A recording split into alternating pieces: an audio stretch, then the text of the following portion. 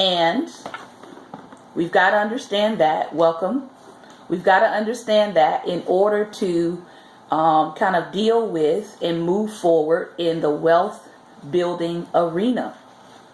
So last Friday, we began in this book, Powernomics, the national plan to empower Black America. And we started out talking about race, racism, and wealth. And we began talking about racism, monopolies, and inappropriate behavior. So the section that we're on today is called Racism, a Race Without a Finish Line. And then we're going to talk about 3 major impediments to Black competitiveness. And then we're going to talk about the first impediment, maldistribution of wealth. I totally agree with Dr. Claude Anderson that if you want to improve your condition, you can't wait for someone to improve it for you, right?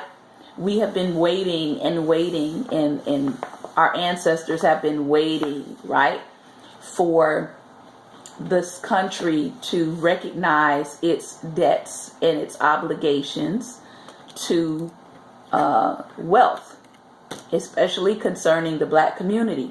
And I don't encourage anybody to keep waiting and waiting and waiting and waiting on our country to develop a conscience when it comes to wealth and when it comes to righting the wrongs of the past. So because I don't encourage that, I encourage you to empower yourself. I encourage you to get up, formulate your own businesses, formulate your own ideas, and then support others who do the same. So one of the things he talks about here, since it is Black History Month, he's going to tell you a little bit about what happened and how wealth became maldistributed in the United States. So this is specifically talking about racism in America, right? Racism in the United States and how we got to some of the wealth disparities that we see now. A lot of times I've heard this, people have expressed the fact that well, there's just something character-wise or cultural-wise as to why Black Americans seem to not be able to rise as an entire group, right? We're not talking about the 10% or the talented 10th or the elites, but we're talking about why has it been an issue for Black Americans to rise in their wealth as an entire group. And he's going to break down a little bit of why that is so, because it's not just by happenstance. It was a very thought out, methodical, deliberate process to hold wealth for certain people groups and to deny wealth to other people groups. All right. So that's what we're going to read today. Racism, a race without a finish line. Racism is a wealth and power-based competitive relationship between Blacks and non-Blacks, he says. The sole purpose of racism is to support and ensure that the white majority and its ethnic subgroups continue to dominate and use Blacks as a means to produce wealth and power. Centuries of Black enslavement and Jim Crow semi-slavery resulted in the majority society becoming 99-foot giants and Blacks 1-foot midgets. This massive inequality in wealth and resources made Blacks non-competitive and totally dependent upon whites for the necessity of life. Welcome. True racism exists only when one group holds a disproportionate share of wealth and power over another group and then uses those resources to marginalize, exploit, exclude, and subordinate the weaker group. In other words, you could say prejudice plus power equals racism. In America, it is whites who use wealth and power to marginalize, exploit, or subordinate Blacks. Whites can deny Blacks employment, educational opportunities, business resources, a place to live, or the right to vote. Therefore, according to this definition, Black people cannot be racist. They can certainly be prejudiced, they can certainly be bigoted, but again, racism is about taking your prejudice, taking your bigotry, and adding power to that.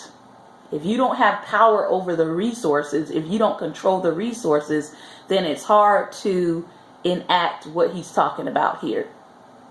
No group of blacks has the power or exclusive control of resources to the degree that they can educationally, politically, economically, and socially exploit and marginalize the white race. Blacks can only react to racism and try to alter the conditions that racism creates. Despite the realities, there are numerous conservative blacks who act as apologists for white racism and confuse the issue. A conservative black radio talk show host in Los Angeles, for example, charges that blacks are as racist as whites. His desire for white approval, as well as his ignorance of history, impedes him from understanding what white racism and black prejudice, and that they are not the same. Blacks have a reason for their feelings about whites based on how they have been treated. The white race, on the other hand, has never been marginalized by the black race. Racism reinforces the legacies of slavery and Jim Crow, semi-slavery. Blacks have been unable to escape from those legacies because the majority society acknowledges the operation of racism in the distant past, but minimizes the present significance of it. If you try to talk to, and I have done this before, if you try to talk to the majority of white Americans, they do not see the connection between slavery and the continued condition of black America. They see absolutely no connection. They think that this happened long ago, long time in the past, and they don't see, as Claude Anderson enumerated here, they don't see to the degree that that blacks can be excluded from employment. They don't see that as connected. Exclusion from educational opportunities, they don't see that as connected. Business resources, as in small business loans. Our president just decided that he's going to axe the small business and minority office for the White House. That's exclusion. Okay? And also being excluded from living and housing opportunities, right? Redlining is still going on. It's still a problem. Mortgage companies are still being sued, and people are winning their cases, right? People are winning their cases because of housing discrimination. People refusing to give loans to people on the basis of their skin color. All of that marginalization is still going on and affecting your ability to either build wealth in this country or your ability to accumulate and maintain wealth in this country. But if you talk to the majority of white America, they don't see the connection. They don't see that those things are continues over or carries over from a system designed to what? Marginalize blacks and to maintain or hold the wealth with a certain power group or people group. All right. Then he talks about the burdens of inequality. The concept of race has progressed from the international competition for wealth and power to religious doctrine, to biological classification, to a personal attitude. Yet conditions and opportunities are unequal between competing minority groups. There's been no equal sharing of burdens in our equal opportunity society. Members of ethnic, class, gender, disabled, religious, and sexual orientation groups have not been treated in a manner equal to blacks. This nation has never enacted and supported public policy and laws that have denied non-blacks access to the nation's educational, political, social, and economic systems. These groups have not been customarily lynched or castrated or exploited and denied the fruits of their labor. Blacks are the only group of people who had been forced to practice capitalism without capital in the richest and most capitalistic nation on earth. These facts, coupled with the majority society's total unwillingness to approve corrective action and reparations for descendants of black slaves, reveal the true nature of racism against black people. Today, more than 140 years later, he says, we are 100% free, yet black Americans still own only 1/2 of 1% of this nation's wealth. The number has not changed since about the 1860s. Today, the income of blacks as compared to whites has regressed to the level that it was at the end of the 1960s. Approximately 38% of the black population is living beneath the poverty line, and another 1/3 is marginal or just above the poverty line. The limited assets that black Americans most often have, such as automobiles or personal effects, depreciate rather than appreciate in value. So even with blacks in buying homes, we know that a large portion of the wealth of blacks was lost during the last major housing crisis, because most of black Americans' wealth had been tied up into their home value. Okay? The average black person unfortunately passes on 0 assets to future generations. The typical white family is more economically stable and secure.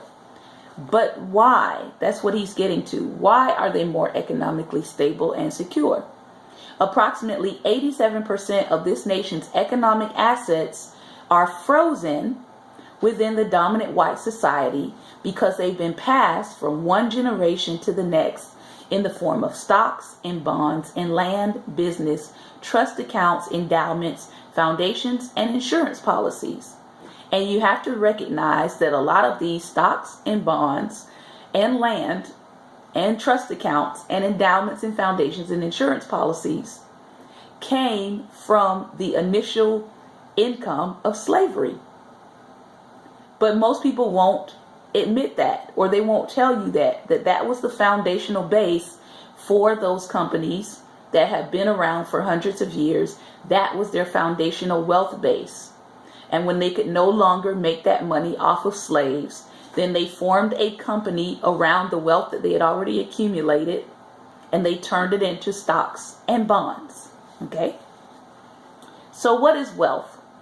Wealth refers to the net value of a person, group, or community, less their liabilities or debt given at a given point in time. It is stored value. Income, in contrast, refers to a flow of dollars over a period of time. With rare exceptions, most blacks are so marginalized that they own and control little wealth or resources anywhere, including their own neighborhoods.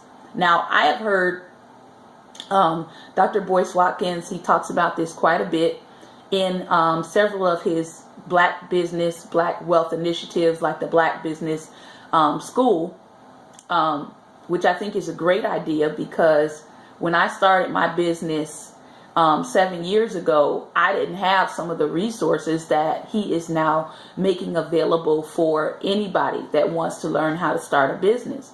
And so one of the things that he points out, especially with business and especially with investing, it doesn't take a lot of money to get started. You simply need to get started. There's a company called Kitco, Kitco, K-I-T-C-O, Kitco.com, where you can get started investing in precious metals. Very simple, not hard to do at all. Another idea that he talked about was, rather than investing in sneakers, the same amount of money just about that you're going to pay for your child to, get some Jordans, you can actually invest and buy stock in that brand. So it doesn't have to be a hard thing. Wealth building doesn't not have to be a hard thing. And yes, as Dr. Claude Anderson is pointing out, there is a wealth gap and there is a wealth disparity. But the sooner that you get started, the sooner that you start your children, the sooner that you start your entire family into investing, the better off that you all are going to be. All right. Then he talks about 3 major impediments to black competitiveness. 3 major impediments to black competitiveness. And then we're going to come back next Friday and we're going to dig into these a little bit more.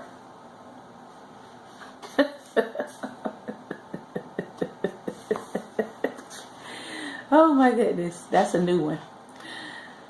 So, regardless of how fast and how high Black Americans jump, without proportional wealth, ownership, and control of resources, it is nearly impossible for blacks to play the game of capitalism, and even more difficult for them to win.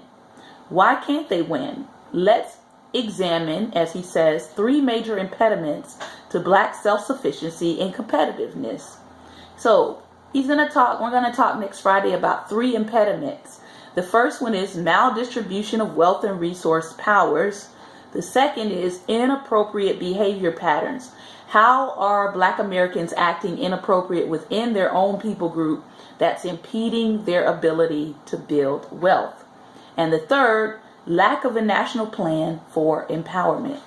Each of these 3 major impediments is carefully examined and discussed in detail in the next few sections of this book.